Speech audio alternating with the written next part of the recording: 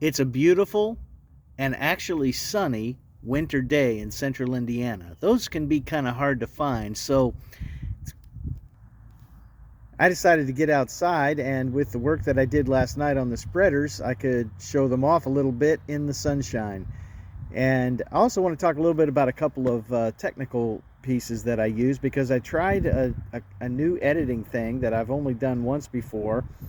I was able to do a voiceover on the video, even though uh, my phone, if it can do that, I haven't figured out how to do it yet. So I've got an extra phone that I use for work, and I was able to record something on it, share it to the phone, and add it into the video. And then also got to use a little stand that I like. It's a gimbal mini that I got on a fundraising campaign, and I haven't used it to its full potential yet, but it's pretty handy. I want to do a little demo on it sometime. But let's take a look at the spreaders.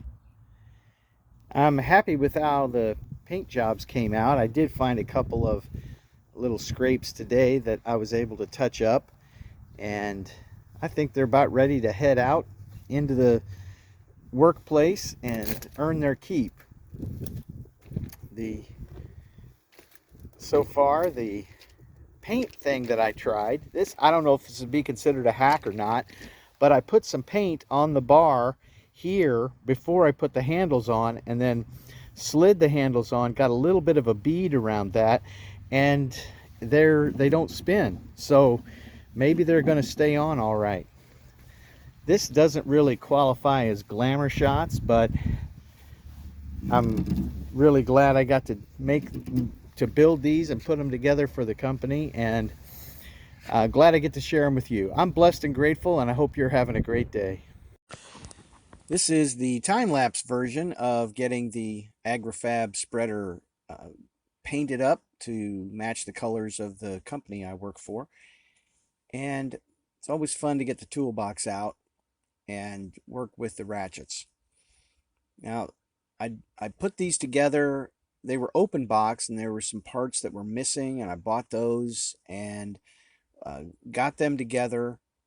Wanted to see if these would be useful, and I think they're going to be great for grass seed. They may or may not be as good for dry fertilizer. We're not sure yet, but it has a positive close that our other spreaders don't have, and I think these are pretty great.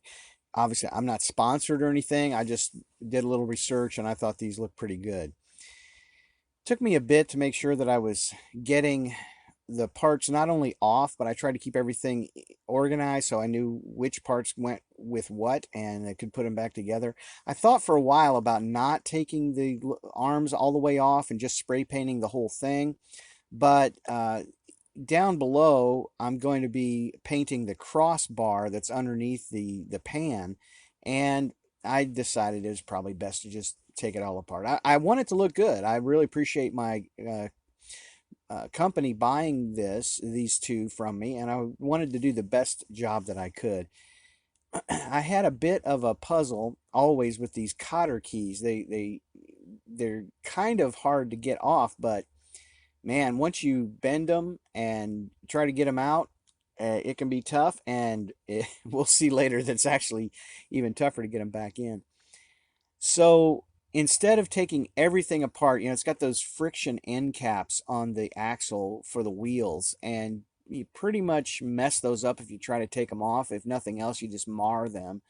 And so instead of taking them off, I just loosened everything up and left the main beginning support arms on, and that worked out okay on the other one. So I thought it would work all right here, and I learned a couple things to try and help protect the stainless parts and the tires and the agitator from the paint, and the that worked okay. We'll see later that worked okay, and I was able to use basically one can of spray paint to do both of these.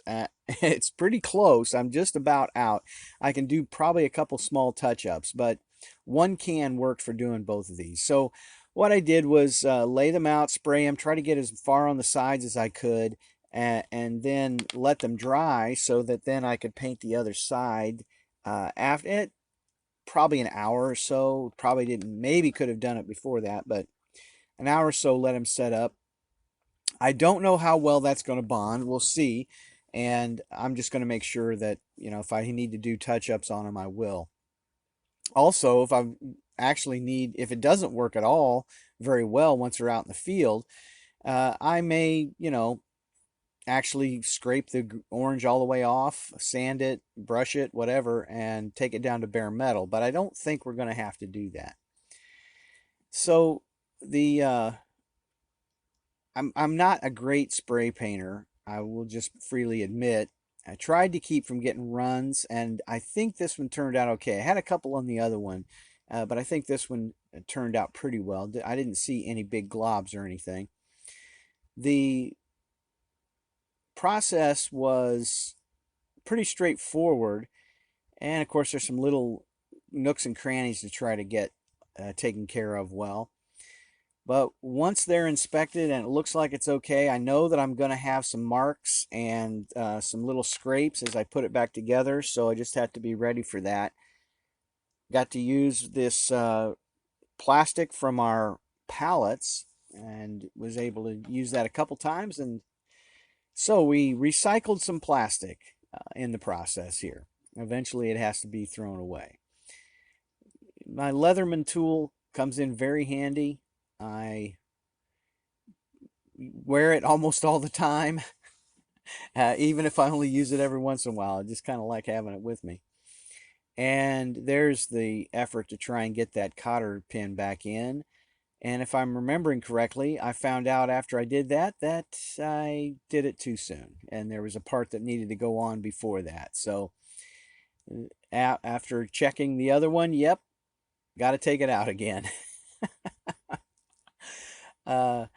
So I've practiced a lot with getting cotter pins out and back in.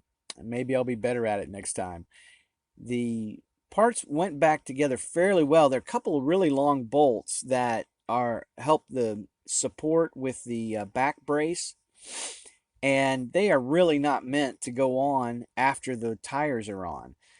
Very tight fit in there, but I was able to get it a little easier this time than the other one.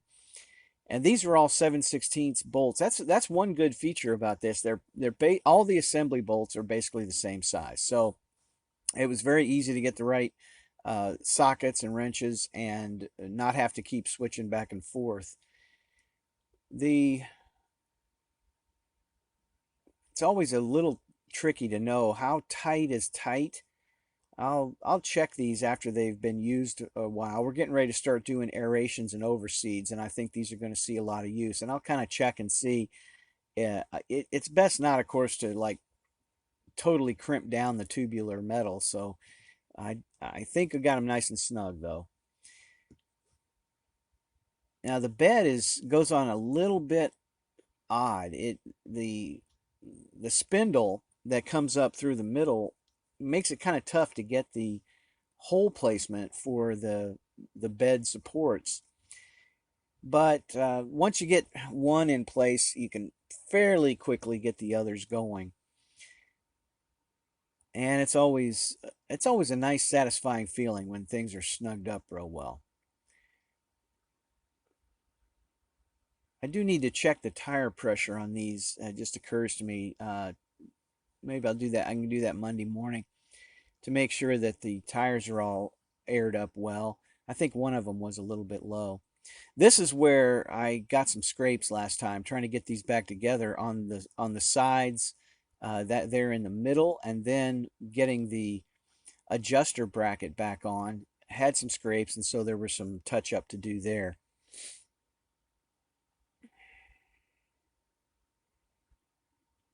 And what I found, and I didn't remember this from the other time, what I found was that it wasn't closing correctly. And I thought, oh, what did I do? Did I mess something up? Did I break it? What? So I'm checking like crazy. Hey, it's not closing all the way. This is part of the selling point, is that you had a positive 100% close on the feed opening. Yes, then really all it was that it was too far back. So loosened them up, pushed the whole mechanism forward, and we got a positive close. So there's some touch-ups, and I really appreciate you taking time to watch this. I sprayed a little paint, and when I put the handles on to see if it wouldn't help them stay. We have a tendency to rub those off, and or they can slide off easily. So yeah, that's how I live the high life on Friday nights around here most times. It was fun to get that work done, and I'm glad I get to share it a bit. And I would love it if you got some comments or observations, or if you have any opinions about the AgriFab spreader. I'll be sure to pass them on to the folks that bought it. Thanks for watching, and as always, very blessed and grateful, and looking forward to the days to come.